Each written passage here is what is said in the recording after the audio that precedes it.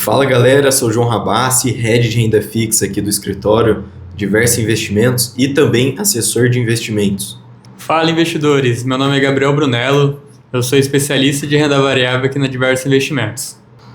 E hoje nós vamos falar a respeito das principais dúvidas entre o mercado de renda fixa e renda variável. Bem, para o investidor iniciante, o que é melhor? Começar na renda fixa e ir aprendendo sobre renda variável ou começar direto investindo em renda variável? Olha, eu acho que essa é uma pergunta muito boa, principalmente para quem está iniciando, mas eu particularmente, se pegasse um cliente aí que às vezes está começando e tem receio aí de ver oscilações muito bruscas, né? Por exemplo, do patrimônio dele, eu já diria, você que tem um estômago um pouco mais fraco, começa mais ali para renda fixa. Você quer começar a sentir um pouco da renda variável? Vamos começar mais com capital pequeno. Eu concordo com o Rabassi, né? O investidor ali, o iniciante, deveria estar começando primeiramente na renda fixa e com calma na renda variável ali, como ele falou, tem muita oscilação na renda variável, então o investidor pode não estar acostumado a ver o seu patrimônio talvez um dia caindo uma parte dele e tudo mais. Caso o investidor queira, né, entrar com algum capital na renda variável, seria interessante entrar com pouco, até mesmo por conta das oscilações do mercado. Logicamente, por enquanto, ter uma parte da renda fixa para proteger ali uma parte do patrimônio dele e quando ele for estudando a mais, for conhecendo a mais da renda variável, ele for aumentando esse capital em cima desses ativos. Mas na sua opinião, o investidor que está começando agora no mercado, existe isso do cara ter 100% em renda variável? Isso é de alguma maneira seguro ou não? Eu tenho minhas dúvidas, né? Eu não acho 100% interessante para um cara que não tem muito conhecimento de renda variável, né? Tá 100% do patrimônio ali em renda variável. Então, eu acredito que ele deveria fazer uma diversificação. Assim que ele começar a entender como funciona mesmo a renda variável e tudo mais, ele começar a se expor nesse tipo de ativo, porque muita gente já começa logo de cara com um patrimônio alto em renda variável e acaba às vezes tomando algumas bordoadas, né? Perdendo dinheiro, aí acaba se desanimando do mercado e não volta mais a investir. Você conhece algum exemplo que você já... Conheço. Alguns, né? Conheço. Amigo do meu pai perdeu 7 milhões. Em um ano. Qual que é a porcentagem, na opinião de vocês, qual que é a porcentagem ideal que um investidor deve ter em cada classe de ativo no portfólio? Imagina que existe renda fixa e renda variável. Como que o cara decide, né? Tanto que vai ter em renda fixa e tanto que vai ter em renda variável? Eu acredito que vai depender muito de cada cliente. Para um perfil mais conservador, eu acredito que 80% de renda fixa, uns 20% de renda variável já ficaria interessante. Agora, para um cara mais agressivo, a porcentagem ali de renda variável poderia aumentar para 70% de renda variável, 30% de renda fixa. Então, vai depender muito do perfil do cliente, se ele é mais conservador, se ele é mais moderado, mais sofisticado, né? Eu acho que eu já partiria para o outro lado, fugindo um pouco aí dos perfis de investidores, né? O conservador, moderado, arrojado. Eu partiria mais para um lado, quais são os teus objetivos hoje? Você quer o quê? Construir uma casa? Você quer comprar um apartamento? O que você quer fazer? Você quer comprar, por exemplo, uma casa? Não vou ficar te colocando ali renda variável, por exemplo, que é um dinheiro que você pode perder amanhã ou depois. Então vamos colocar esse dinheiro aí de uma forma mais segura ali na renda fixa. De fato, não vai render tanto quanto a renda variável ela pode trazer de retorno, mas a gente vai ter uma segurança, né, bem maior do que na renda variável. Sim, isso é um ponto bastante interessante aí de saber o objetivo do cliente também, né? Como você mesmo disse, se ele tem um objetivo daqui 10 anos, 5 anos, logicamente que um trabalho na renda fixa seria bem melhor. E na sua opinião, Rabassi? Que a gente sabe que existe o cara que quer ter só 100% em renda variável, né? Uhum. Você, né, como alguém que trabalha mais focado na renda fixa, você acha que a renda fixa deve compor a carteira de todo investidor? Olha, particularmente eu acho que sim. Se a gente partir mais para esse lado aí do perfil conservador, arrojado, ou focando só no arrojado, eu acho que independente do tipo do investidor, eu acho que todo mundo tem que ter renda fixa em conta. Principalmente liquidez diária, porque tanto o cara que é mais arrojado enquanto o cara que é mais conservador, amanhã ou depois pode precisar de um capital. E se teu capital está todo investido ali em renda variável, você vai conseguir resgatar esse dinheiro em ali D1, D2. Agora, você tem um capital investido em algum ativo ali de liquidez diária, seja um CDB, um tesouro, um fundo de investimento, é uma forma de você estar antecipando ali um capital para poder estar suprindo aquela necessidade momentânea. Interessante. E você falou bastante de objetivo do investidor, né? Por exemplo, imagina que eu tenho 5 anos para realizar um objetivo. Você acha que a renda variável é uma ideia de eu ter na minha carteira, ou 5 anos é pouco tempo para alocar em renda variável? Eu acho que assim, vai depender do objetivo. É um objetivo muito distante. Eu quero quadruplicar meu capital em 5 anos. A gente vai ter que partir para renda variável também. Só renda fixa eu não consigo te garantir que a gente quadruplique esse capital. A não ser que a Selic vai lá para 100%, né? Aí a gente consegue sim, de fato, aumentar. Mas é importante sim ter a parte ali da renda fixa, mas dependendo do objetivo, sendo um objetivo muito mais arrojado, né? Como eu dei exemplo, de quadruplicar o capital, aí a gente tem que ter uma parte de renda fixa e uma parte de renda variável justamente para potencializar os retornos, né? Mas e na visão do Gabriel, por exemplo, já que eu quero comprar um carro daqui a 5 anos, deveria ter renda variável na carteira? Eu acredito, como é um objetivo que a gente consegue fazer em 5 anos, eu acredito que em renda fixa seria a melhor oportunidade, né? Uma melhor alocação ali para o investidor estar aplicando, porque os juros compostos ali com tudo mais, com 5 anos ele consegue atingir esse objetivo dependendo do capital que ele colocar. Na renda variável, aí é pedir para colocar um pouco mais de risco, né? Lógico, a gente poderia chegar nesse prazo um pouco antes, só que da mesma forma ali, como a gente veio falando no início, às vezes a ação sobe, vai lá, sobe 20%, no outro mês cai para 30%, então, tipo assim, vai ter muita oscilação, então a renda fixa é um caminho mais seguro, logicamente, para ele alcançar esse objetivo de conseguir seu carro, né?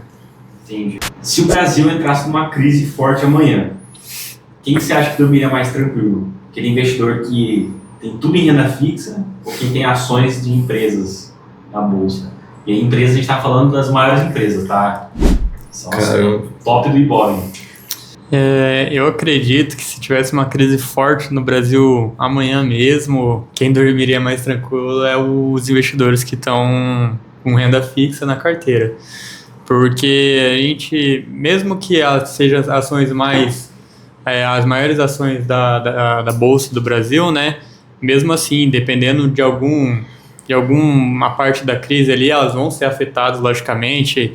Por exemplo, se a Selic tiver alta, vai afetar a bolsa de qualquer forma. Isso daí a gente já sabe que tira a atração da renda variável quando uma Selic está alta. Então eu acredito que quem dormiria mais tranquilo mesmo seria quem estivesse na renda fixa.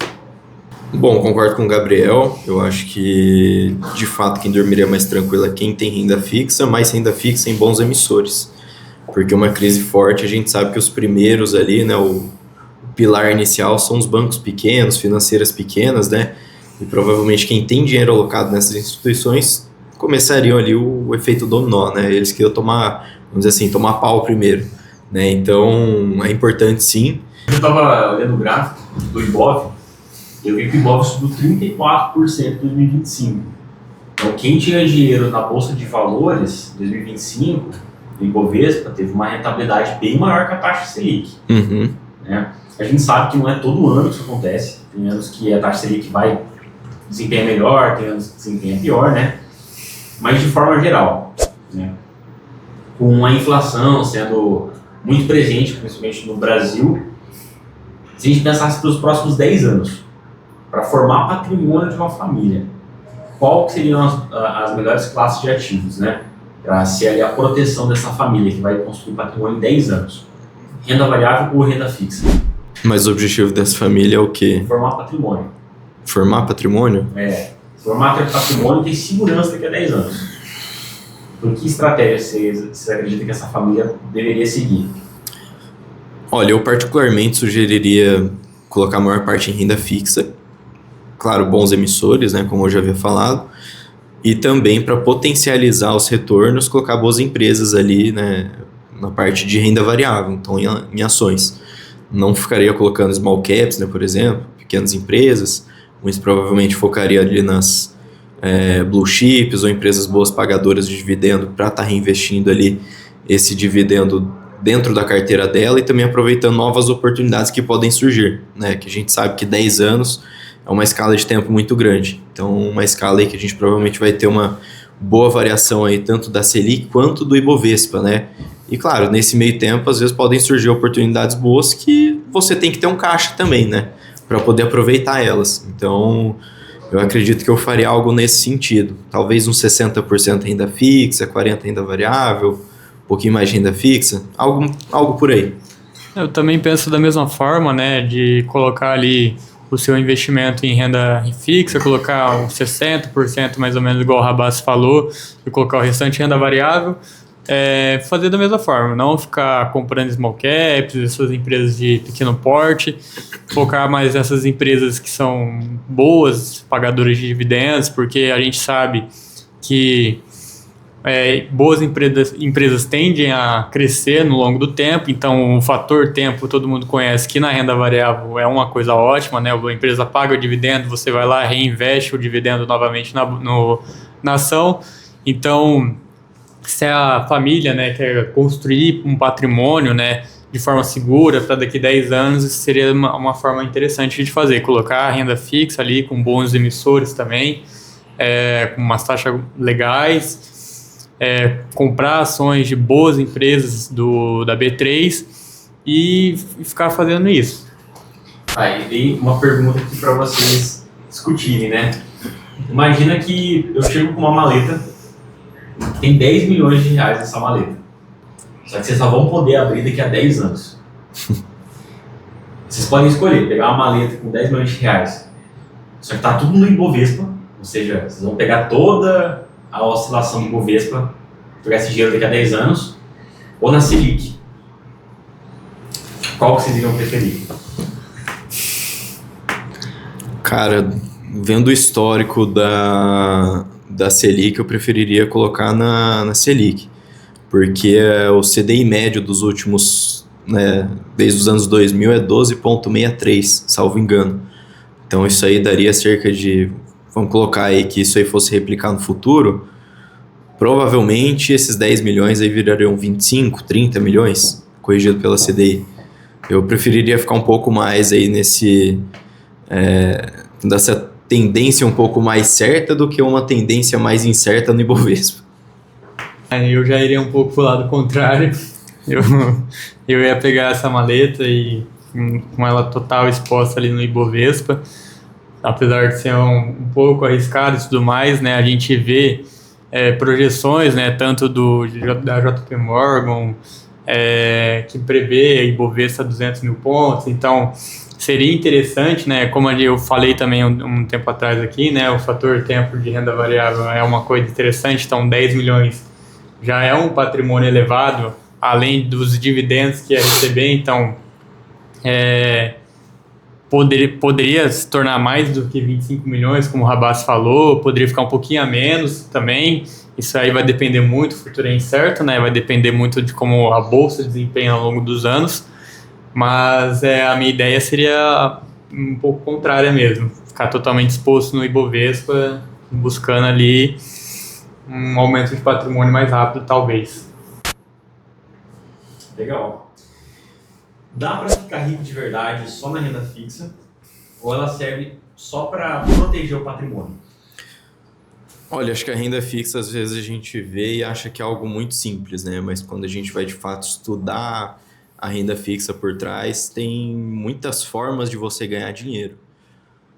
Um exemplo próximo que eu posso dar para vocês é...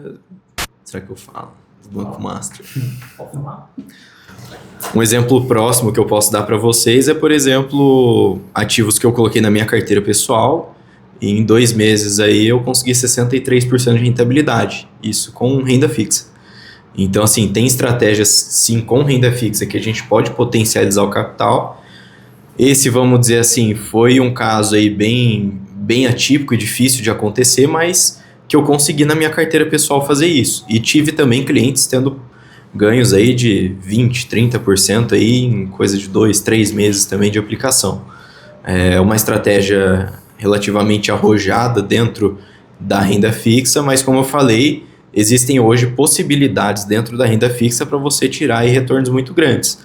Uma outra forma também de você conseguir se alavancar dentro da renda fixa é, por exemplo, a parte da marcação a mercado. Quem, por exemplo, pegou aí Tesouro IPCA+, 2045 ou 2055 no começo de 2025 e foi vender ali próximo do final do ano, essa pessoa conseguiu ali cerca de 70%, 80%, 90% de rentabilidade. Então foi uma rentabilidade muito boa que conseguiu trazer para a carteira. E é uma das formas aí de você conseguir tirar vantagem, né, em cima da renda fixa. Também concordo com o Rabassa, né? A renda fixa ali, ela não serve só para proteger o seu capital, né? De acordo com a inflação, com a Selic e tudo mais. Tem oportunidades na renda fixa, que, como ele comentou, que você consegue alavancar o seu patrimônio ali pela marcação ao mercado, eventualmente ali, como ele comentou ali do Banco Master também, que o FGC vai pagar ali na curva, então os títulos acabaram rentabilizando mais de quando teve a liquidação do banco. Então a minha visão também é da mesma forma, né? A renda fixa ela também traz oportunidades para você conseguir alavancar o seu patrimônio, que muitos investidores também fazem isso, né? Trabalham com marcação ao mercado, pegam títulos mais longos para depois de algum tempo vender ele a marcação ao mercado e fazer um lucro em cima disso. Uhum. Lembrando, isso aqui não é recomendação de Banco Master, tá? E a gente não ficou recomendando para clientes, mas tinham clientes que tinham na carteira e com a quebra do Banco Master eles conseguiram tirar 20% a 30% aí de rentabilidade. Esse é um bom ponto, cara, que você trouxe, porque o pessoal fala, renda fixa é conservadora e renda variável é mais arrojada. Mas será que é mesmo? Porque na prática a gente viu um monte de default em 2025, empresa de agro nos últimos anos estão apanhando bastante. A gente viu ali casos bem emblemáticos, igual Americanas, CRIs, CRAS, que são ativos que têm um risco aí mais elevado, dentro da renda fixa. E a gente viu recentemente o caso do Banco Master, que era um ativo de renda fixa amplamente comercializado pelas corretoras, né? E muita gente teve uma experiência bem negativa com isso, né? E aí alguns investidores podem se perguntar, cara, será que vale realmente a pena ter renda fixa, onde eu estou emprestando meu dinheiro para alguém? Ou será que eu deveria comprar ativos que realmente se retornam para coisa? O que vocês acham? O investidor sabe que se você, por exemplo, emprestar para o BTG, você não vai ter problema caso o banco venha quebrar e tudo mais, por conta de que ele está numa prateleira S1 do Banco Central. Então é difícil disso estar acontecendo, tem que acontecer muita coisa antes para ele acabar vindo para o pior cenário. Pegando ensejo aí da fala do Gabriel, que ele está falando dos bancos S1s, né, até para o pessoal entender um pouco, hoje a gente tem a regulamentação prudential do Banco Central, que ela é basicamente dividida em algumas prateleiras, né? A prateleira S1 basicamente é a prateleira de bancos ali que possuem uma participação igual a 10% ou superior a 10% do PIB do Brasil, né? E dentro dessa prateleira a gente tem basicamente 6 bancos, né? O Banco BTG Pactual, Bradesco, Itaú, Banco do Brasil, Santander e Caixa Econômica, salvo engano, acho que foi o 6. Então, basicamente, esses são 6 bancos aí maiores do Brasil que hoje, né, são os bancos com menor risco de quebra. Ah, João, por que menor risco de quebra? São bancos aí, vamos dizer assim, extremamente grandes, né, que se um banco desses quebrar hoje, vamos dizer assim, toda uma cadeia econômica por trás, várias empresas, microempresas, tem que quebrar para um banco desse aí vir a falir. Então, assim, o BTG é um dos bancos, por exemplo, que a gente sugere, às vezes, a alocação acima do limite da FGC.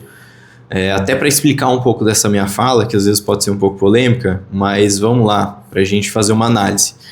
Hoje, se, por exemplo, o BTG ou qualquer um desses bancos da prateleira S1 quebrar, não tem FGC por trás que consiga ressarcir todo mundo, porque o valor da quebra vai ser muito maior do que o caixa disponível da FGC. Então, são bancos aí já... Então são bancos aí já com risco sistêmico, né? Como eu falei, toda uma cadeia econômica por trás ela tem que quebrar. Então a FGC a gente vai acabar às vezes levando em consideração mais para instituições menores, né? Como por exemplo o caso do Banco Master, que foi cerca aí de 45 milhões. Até alguns anos passados a gente passou por casos semelhantes também que foi ali com a BRK Financeira, que também foi alguns bilhões, mas foi volumes baixos, né? Então, a ideia seria mais ou menos essa. Quem não tem tempo de ficar olhando gráfico, notícia, é melhor simplificar, investir tudo no Tesouro Direto, ou é possível investir em ações sem ficar acompanhando o mercado toda hora?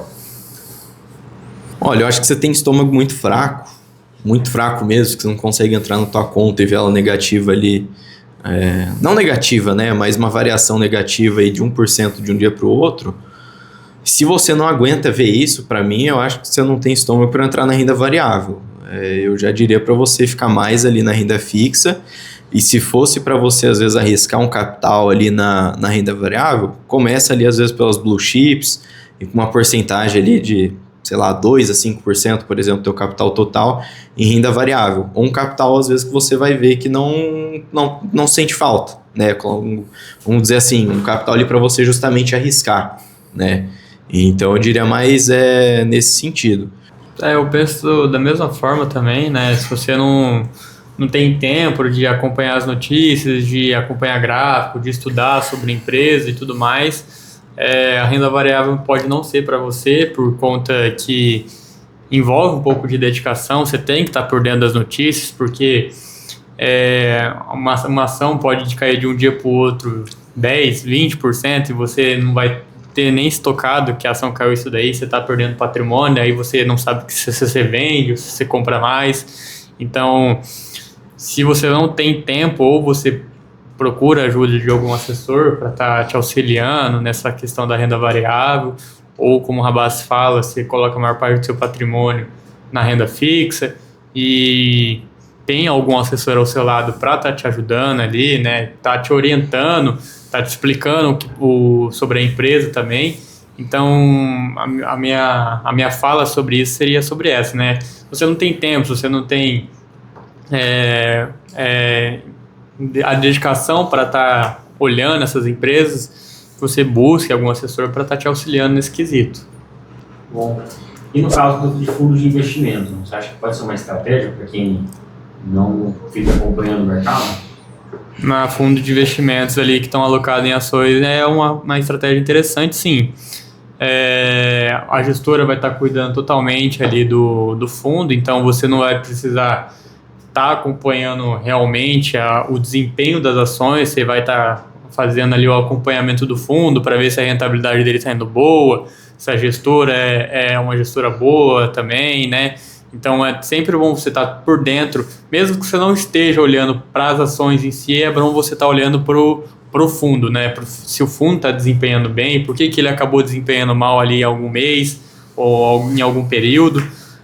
Então sempre é importante, mesmo você não estar com as ações na carteira e estar alocado em algum fundo de ações, você fazer esse acompanhamento aí do fundo também. E na opinião de vocês, é uma coisa completamente pessoal, né? Se vocês tivessem que escolher deixar o patrimônio do filho de vocês, muito que eles nasceram, até os 18 anos de idade, por exemplo, a faculdade, como que vocês organizariam isso? Vocês colocariam tudo renda fixa, colocariam parte de renda variável, quanto? Olha, por mais que eu cuide ali da parte de renda fixa, eu tenho um amor muito grande também pela renda variável.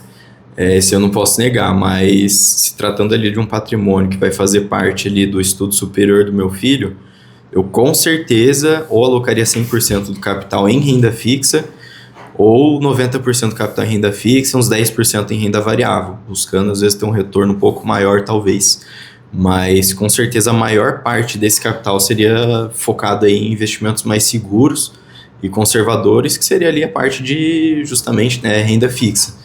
E acredito eu que ou buscando uma correção pela inflação ou então pela Selic. Eu talvez não focaria em investimentos pré-fixados, por exemplo, como muita gente gosta, né? Por que eu digo isso? Uma correção pela inflação, basicamente o valor, né, monetário ali da conta do meu filho vai estar crescendo junto ou acima da inflação.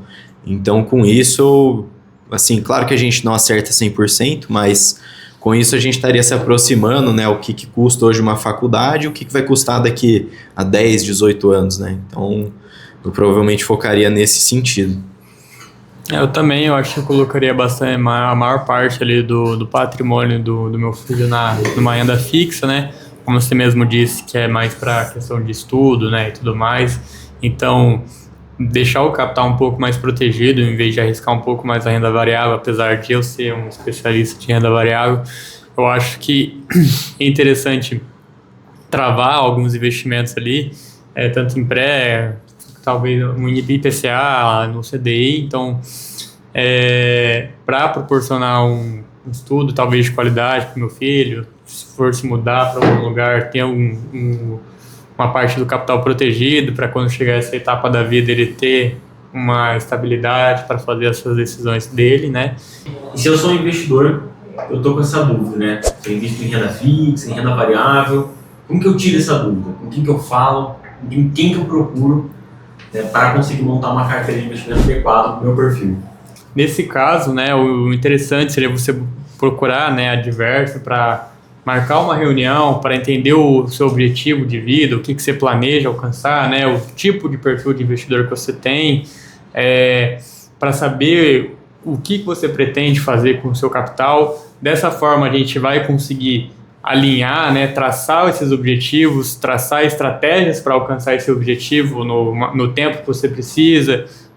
Então, interessante, né, você entrar em contato com a gente, né, os contatos estão aqui na descrição, para a gente marcar uma reunião, conversar com você, entender o seu objetivo de vida, né, entender em quanto tempo você quer atingir seu objetivo. Dessa forma a gente consegue traçar uma estratégia para você, traçar esses objetivos para atingir eles, né, maximizar a sua rentabilidade da sua carteira. Se você está com dúvida também na questão da alocação, onde que eu invisto em renda fixa, em renda variável, a gente, pelo meio da conversa, né, com você pela reunião, a gente vai conseguir identificar, né, pelo seu plano de objetivo, né, que você quer ter na sua vida, o perfil de investidor. Então a gente vai conseguir traçar, né, para conseguir alocar esses investimentos da melhor forma para você, né. Finalizando aqui o vídeo, né, caso você tenha alguma dúvida ou você tenha alguma sugestão de assunto a ser abordado para o próximo vídeo, você pode deixar aqui no comentário que a gente vai estar visualizando e tratando de trazer essas novidades para você.